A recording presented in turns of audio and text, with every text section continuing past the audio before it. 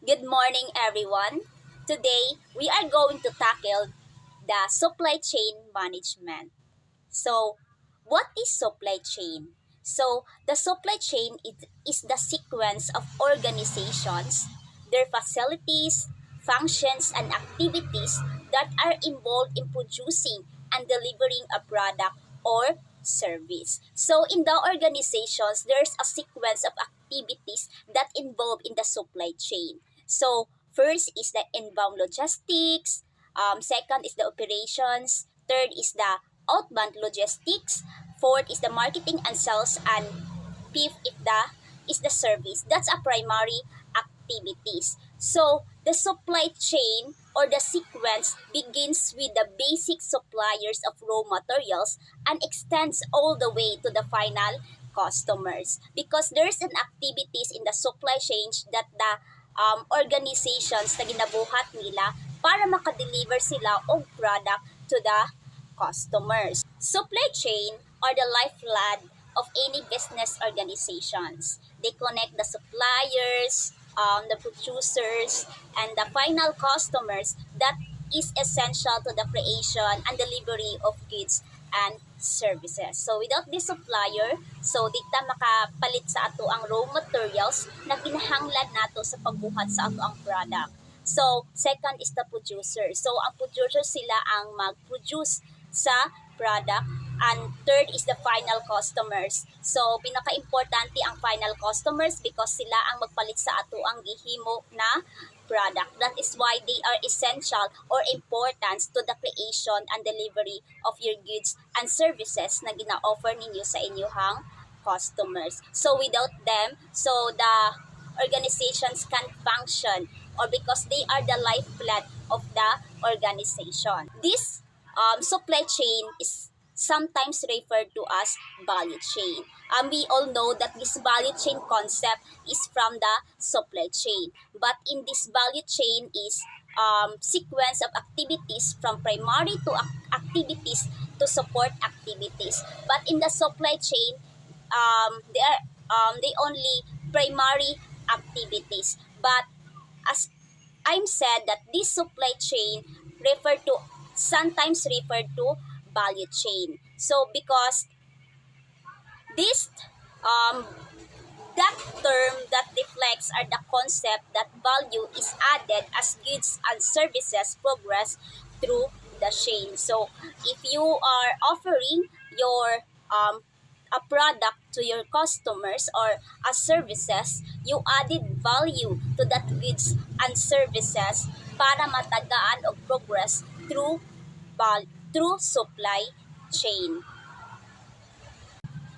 Let's go to the next topic, the supply chain management. So, supply chain management is the strategic coordination of business functions within organization and through its supply chain to the purpose of integrating supply and demand management. So, it means through supply chain or those sequence of activities, so this supply chain can be managed because there's a strategic coordination of business functions in the organization. So, supply chain managers are the people of various levels of the organization who are responsible for managing supply and demand both within and across business organization. So, in the supply chain management or para ma-manage nato ang supply chain or the activities involved in supply chain, so there's a supply chain managers then ilahang role is managing supply and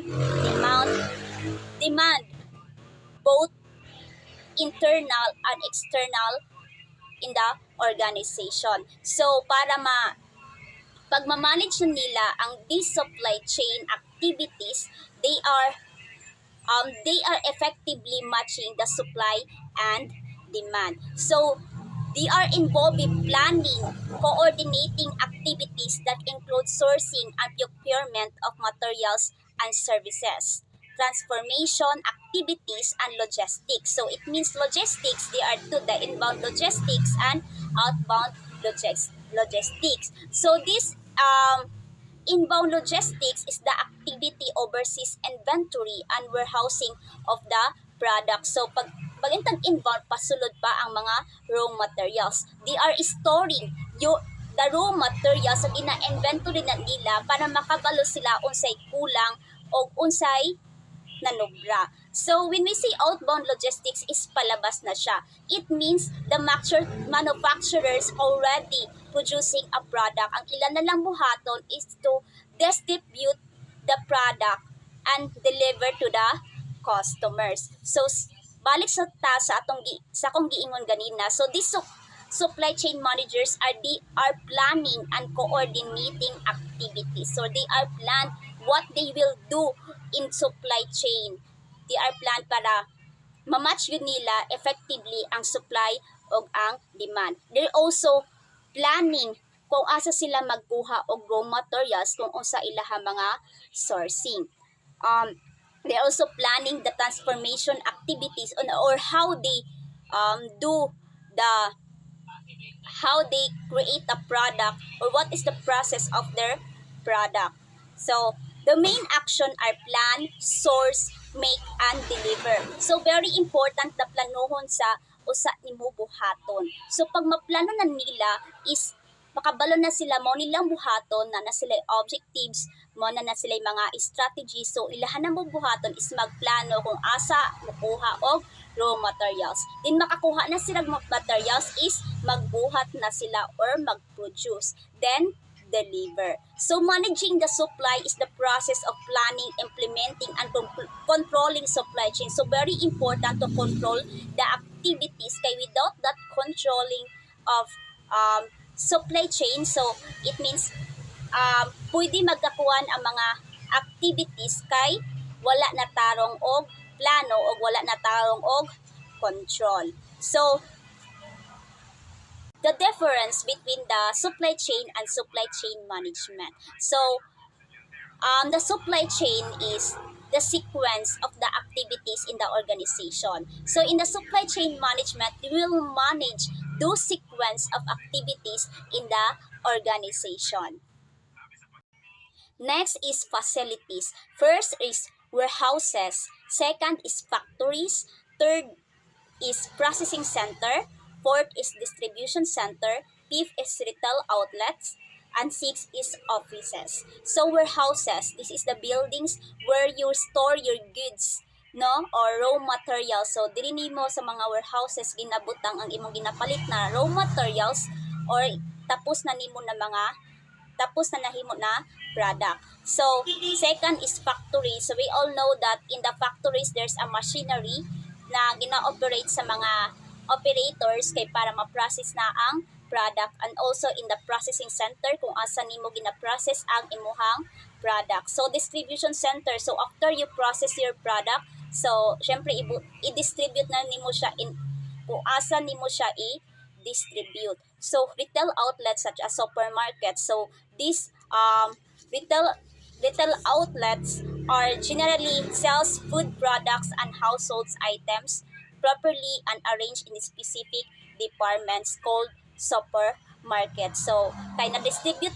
naman nimo siya ang imuhang product, so padulong na siya in the retail outlet. So, they are arranging those goods or products so that arrange na po nila in each department, just like supermarkets, convenience store. So, the fifth is the lastly is the offices. So, di gini mawalang offices in the organization. The next topic is the importance of supply chain management. So, naman tagtakil about supply chain management. So, let's go to the importance of supply chain management. Why we kinahanglan nato siya sa ato ang organization. So, first, it can help to achieve several business objectives. So, every organizations, di ba, is naagyoy objectives. So, this supply chain, it can help them to achieve several objectives because the supply chain involve those activities na kinahanglanon nato sa tong organizations para mag-functions. So, kung ma-manage na gid og tarong ang supply chain, so they can achieve their objectives. Second is controlling manufacturing processes can improve product quality. So, sama sa kong giingon ganina, it's very important to control or to plan those manufacturing processes para makuha gid ang tama na quality na requirement or gusto sa ato ang customers. So, third is reducing the risk. So, there's a risk in the organizations di na mawala, but this supply chain can help to reduce the risk because there's an inventory during inbound logistic. So, para maiwasan yun ang mga risk, so gina-inspection pa na nila, usa nila buhaton ang usa ka product or gina-inspection gid na nila ang ilahang machinery before they produce the product. So, fourth is control over shipping procedures can improve customer service by avoiding shortages or periods of inventory oversupply. So they are controlling the shipping procedures. So this shipping procedures is outbound logistics, meaning you delivered your product to your final customer. So you need to control so that you can improve customer service. So mas palaganahan yun customer sa inyong serbisyo o ma-prevent ang kanang shortage sa inyong product kay para pag-abot dito kompleto ang ilahang product na kompleto ang ilahang product na gipalit. So fifth is improve their profit margins. Of course, no, if you are effectively manage the supply chain or the activities, you can improve your profit margins, especially na nindot inyong pag serbisyo hatag og serbisyo sa mga customers. Function and activities. So sa function activities na siya mga under forecasting, forecast, inventory management, information management, quality assurance, scheduling, production and deliver, customer service. So I will discuss first forecasting. Forecasting the process of dictating demand pricing for a product or a range of product in the particular industry. So mono siya ang means ang pasabot sa forecasting. Next is forecasting. Siya ang nagapalit og raw materials para sa isa ka product. So need good siya para sa organization kay siya man ang nagapalit sa mga raw material gamiton sa isa ka product sa inyong organization. Next is inventory management.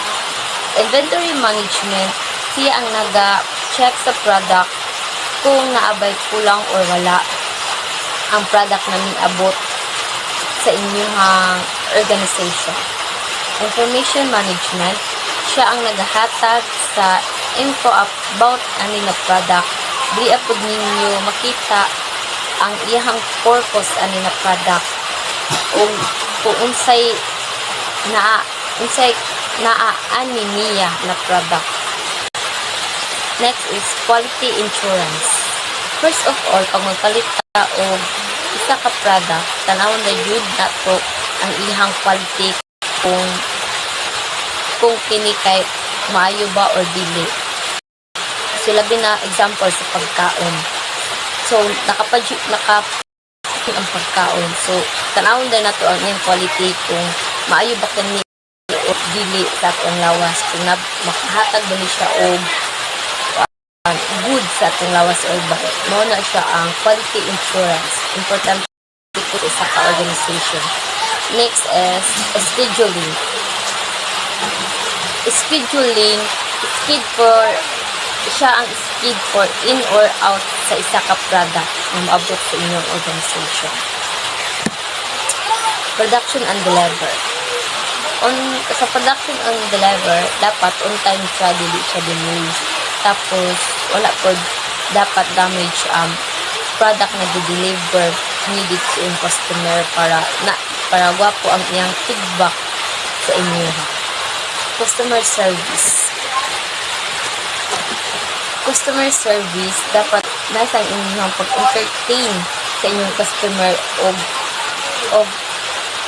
tarong po ang inyong pag-introduce sa inyong product para maganahan po ang inyong customer mo palit ani or mainggan nyo man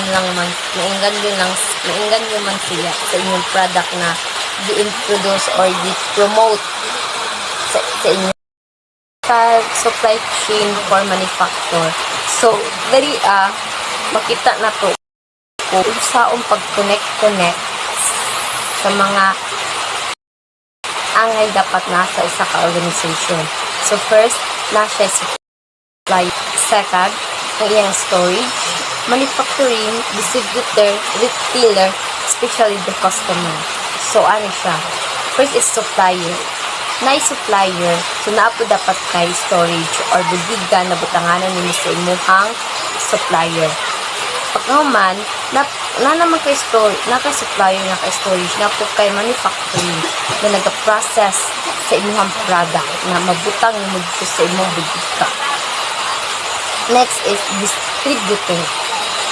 Kay na naman kay supplier, na kay storage, na kay manufacturing, na po kay distributor. Ang distributor, siya ang naghahatag sa product or mo-release sa product na pag nahuman na o process. So, nata distributor na po retailer. Ang retailer is siya ang nag-retail sa mga empty na mga product sa inyong storage. Kasi yung siya ang nag-butang or nag-retail sa mga or wala kulang or kulangan or wala na. Then last is customer. If na kay customer, kay ang customer siya ang nagapalit sa imong mga product. So, kani sila tanan connected, nakakonect sila sa supply chain. Typical supply chain of service. So as you can see in that boxes, so there is a 5 boxes. So the 2 boxes is the 2 supplier. So on the 3 boxes is the storage, service, and customer. So in the storage, so the raw materials comes from the supplier. So pag nila og buy sa raw materials, gi-store day nila or inventory. Next is service. Pag nila storage sa mga raw materials, that's raw materials or product na ilang gipalit is ginagamit nila for services for customers. So next slide is the supply chain. As you can see, there's a circle. The circle of the supply chain. So the green arrow is the cash flow. Red arrow is the good and services flow. First, the good and services flow. So, first is the supplier. So, the suppliers supply those raw materials in order to produce a product. That is why ang sunod sa supplier is production. So, after ma-produce ang product is logistics. I-deliver na sa mga customers. So, ang customers is mupalit ana na product. Then, reverse logistics. So, cash flow. Dito na ta sa red arrow. So, pag mabay na sa customers ang product is, syempre, kapalit sa ilang gibay na product is money. So, mubalik dayon dito into logistics. So, pag sa tungkol sa ilang kwarta na gihatag or money is maato na po into production din sa supplier. So, in the other side, di ba na ay customer, marketing, product, and service design. So, the customer under niya is marketing because without marketing and sales, so without customers. So, under sa marketing is a product and service design. Those product and service design is ang under niya si suppliers and si production because asa man di magikan atong raw materials na gamiton for product. So, syempre kay suppliers. So, wala tay product and service design or di ma-redesign ng usa ka product kung wala si suppliers o walay production. Everyone, I am Carlo Davis Reyes, one of the reporter of Q4. So, my report is about the needed for supply chain management. So, in needed for supply chain management, it has 8 steps. So, first is the improvement of operations. So, as improvement of operation, as for me, is to improve to enhance the efficiency, productivity, and overall business performance, so that it can fulfill the needed for market demand. So next is the increase the level of outsourcing. So the increasing of the level of outsourcing is about you need to you need to put or build another branch in the nation, so that it can be fulfill the needed of the market demand if the demand is so high, so that you can be fulfill it. So next is the increasing of transportation cost. So if if the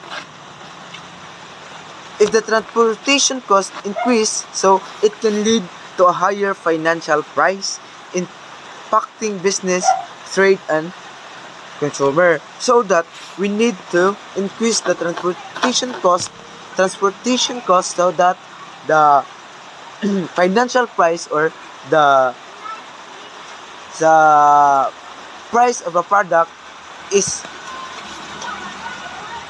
not will be increasing.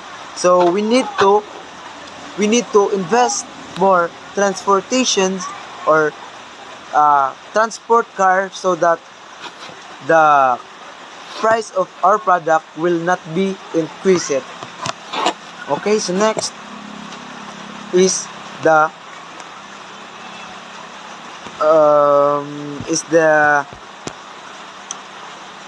competitive pressures. So what is a competitive pressures? So competitive pressure is a term that is used to describe the intensity of a competition within an industry. So the competitive pressure is not that, um, if we know already as a businessman, that there is a lot of competitive in our nation or in our environment, so that we need to competitive, so that our business will be grow, or our business will be success. So next is the increasing of the globalizations. So increasing the globalization changed the way nation, a business, and a people interact. So especially it changed the nature international and economic. So the increasing of globalization is not only in, like, we have a business in the Philippines, so we need to make, or we need to access the, um, what we call, uh, globalization cross, or it can call be, what we call this, we called it that we have some, so like we have connections to other nations, so that our business will be expanded as big as we want. So next is, increasing of importance of e-commerce. So the importance of e-commerce is a method of buying and selling goods and services online. So even that we have a business, but we need to have some strategies or way, so that we need to improvise, like, online selling or online services, like, so that even na we have sales on our company, but we have sidelines or have extra income in our business. Next is complexity of supply chain. So it describes the interdependence of supply chain entities. It means that different elements in the supply chain are intricately connected and dependent on each other. So in any event or in one element, so as complexity, it means is na we need to independent, or we need to stand in our own, or so that if some problems will come, so we can easily, or we can manage to fight the problem or success the problem that we face up. So next is inventory management. So inventory management, the process of storing or ordering and selling of a goods, of product and services. So as a business, we need, the most important of the business is inventory management, because this is the one that we know the how much the product we need, or how much the product we sell, how much the product we kanang gipalabas nato sa atong company, so that we can add, or we can know how much we earn on our product we sell. So that's all. Thank you. Good morning, ma'am. Good morning, everyone. I am Michael B. Signoan. My topic is all about benefits of study chain management. First is lower inventories. Is nag-refer ni siya sa level inventory sa isang company or organization. So that why, nibaba ang level sa isang company, mapiktuhan po ang mga raw materials or mubaba ang stock ani niya. Second is higher productivity. So sa isang company or sa organization is paspas ang ilang consume sa mga supply, the more po na mo higher ang productivity. Third is greater agility. Dapat sa isa ka organization is kinahanglan nila mo malikayan ag major o pagkakamali para mabago ang demand sa customer. Fourth is shorter lead times. Example, sa isa ka stories, dapat ang sales lead is gina-provide yun nila ang, or gina-guide nila ang customer sa ilang need o gusto paliton para dali lang ang process. Fifth is higher profits. So, money ang pinaka taas ni mga income sa mga business. Last is greater customer loyalty. So, greater customer loyalty is money siya ang mga customer nga bisag dili nimo i-guide is dili nagapanikas. So, mao which is nakaisalik sa ilaha. Thanks. The next topic is all about the elements of supply chain. First element is the customers. So the typical issues is determining what customer want. So when it comes to business, na kailangan gid nato hunahunahon kung unsa gyud gusto sa customers or unsa gid ilang ginapangita na product. So dili lang gusto but needs nila. So the second is forecasting. When we say forecasting, is the typical issues is predicting quantity ang timing of demand. Syempre yung predicting in the future what will be the demand of that product. So third is design. Incorporating customers' wants, manufacturing, and time. Syempre, in design, so dapat naagay design ng imong product. So dapat complete information siya in nanaa sa imuhang packaging. Dapat po ang imong packaging is maka-attract po sa mga customer. So, the fifth one is inventory. So, the meeting demand while managing inventory cost. So, if you managing inventory cost, kung mag-manage ka sa imong inventory cost, i-make sure na makamit siya sa demand of the customers.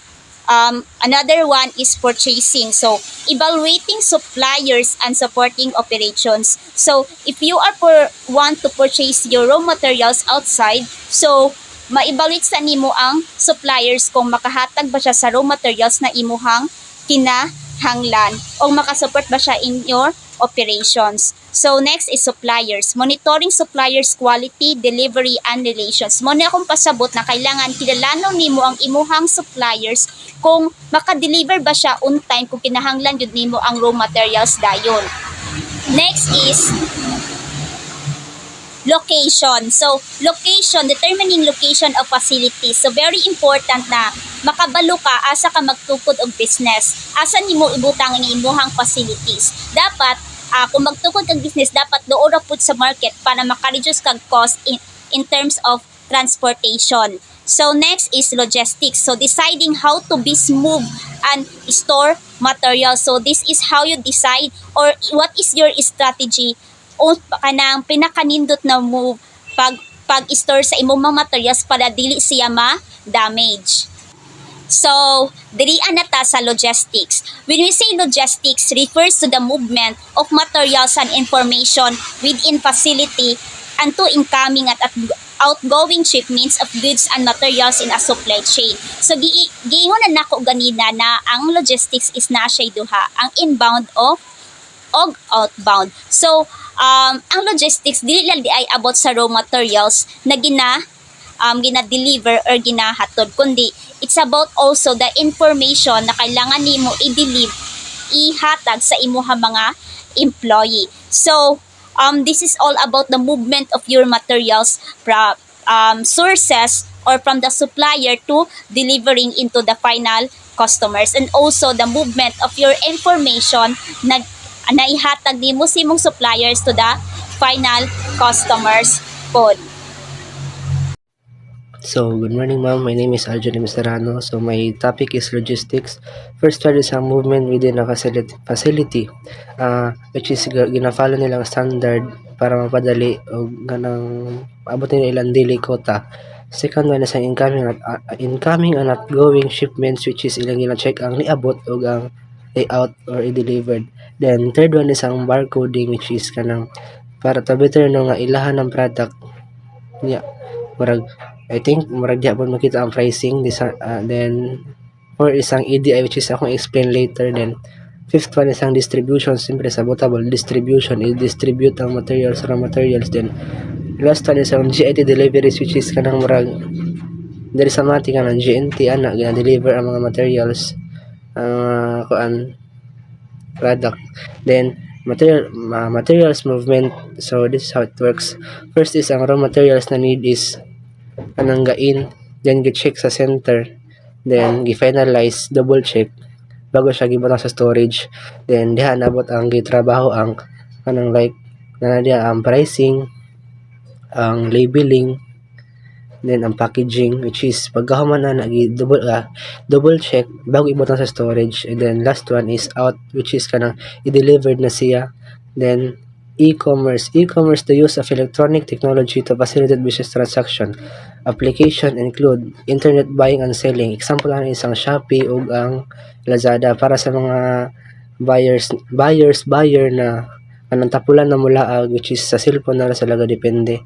Then second one is ang email, which is kanang naghahatag og review sa manager kanang kung say gusto pa nimo i-improve sa product nila ana. Then third one is ang order and shipments tracking.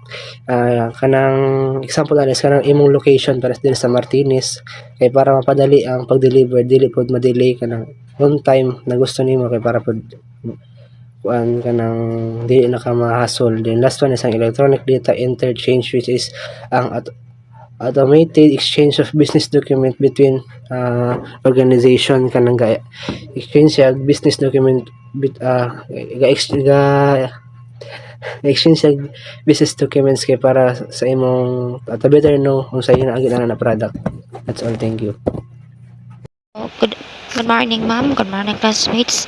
I'll continue the topic, which is the advantage or advantages of e-commerce. So we have here the 9 advantage of e-commerce. First is have a global presence. Second, improve competitiveness and quality. Third, analyze customer interest. Fourth, collect detailed information. Fifth, shorten supply chain response time. And sixth, realize substantial cost savings. 7. Creative virtual companies. 9. Level the playing field for small companies. So, have a global presence. This becoming a global presence involve something or a balancing act according to the flexibility to local outlets and to the network to adapt the local. Second, improve competitiveness and quality. This one, recognize customer needs to increase your competitiveness is to be aware the needs of your customer and to handle them much better than competitors. So third is analyze customer interest. So this one, what was the engagement and final satisfactions? Mostly humans buy and consume what they have an interest or value for. So whatever this value or interest could be, they are paying for something. Number 4, collect detailed information. So this one is if the mag-collect ko so include yun dito ang survey, interview, test or assessment, observation, existing record reviews, and etc. So next is shorten supply chain response time. So this one is ours. There are times between when customer place order and receives delivery. If a customer can tolerate a large response time, next is realize substantial cost savings. So this one you can use it when you want to refer or seizable reduction or amount of money you save. We have the example this one is by switching to a different provider we were able to achieve substantial savings. Next is creative virtual companies. So one we refer to the case creative virtual companies been helping a business leverage conversation or deliver better customer and employee. And the last is level the playing field for these small companies. Good morning, everyone. Now let's proceed to the disadvantage of e-commerce. So, customer expectations. Order quickly, faster delivery. So, ano expectation sa mga customer is pas ang order and faster delivery. Order fulfillment. So, order rate often exceeds ability to fulfill. Inventory holdings. Outstanding source loss of control. Internal holding cost. So, good morning everyone. My name is Reniel Tibay. So, now we'll discuss about creating an effective supply chains.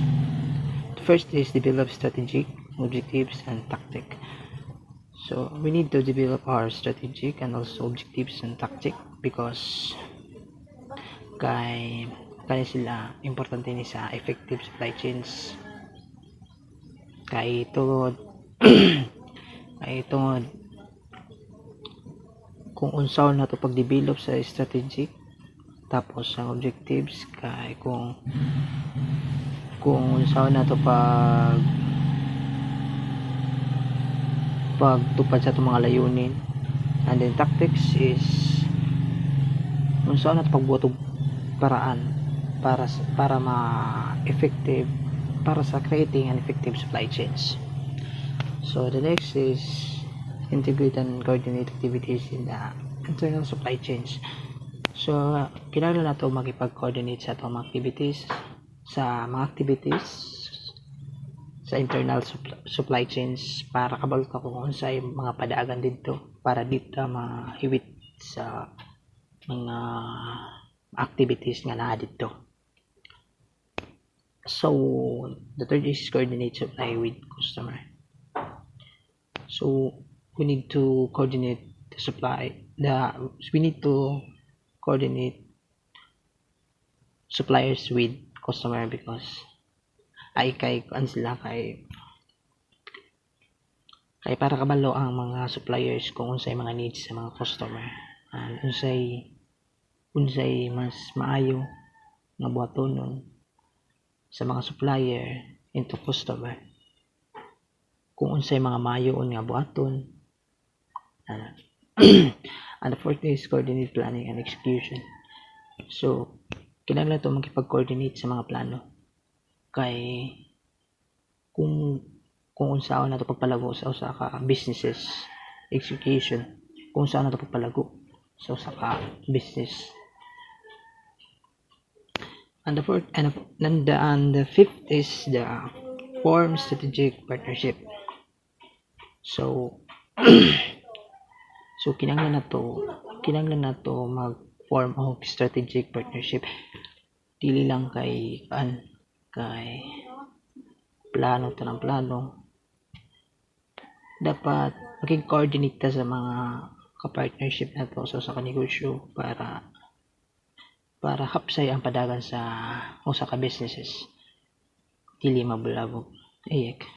Good morning, ma'am. My name is Norma Rosjan Lanzo Ontua, and my report is about supply chain performance drivers. So, first is supply chain performance driver are the key factor that influence the overall efficiency and effectiveness of supply chain performance. So, kumbaga, the main supply chain performance drivers are, first is si quality. Kumbaga si quality, nag-ensure siya mga product and service delivered to customer, like nag-minimize siya mga defect, returns, and customer complaints. So, second is si cost. Si cost is nag-reduce siya operation costs such as procurement or manufacturing, transportation, like inventory or holding, improving profitability and also competitiveness. So, third is si flexibility. Si flexibility is siya ability to adapt change in demand and supply. Kumbaga, ang market condition, kumbaga responsiveness siya sa mga customer needs and preferences. Then, 4 is si velocity. Velocity, reducing lead times and cycle times throughout the supply chain. Like, nag-improve siya mga speed about product and information flow.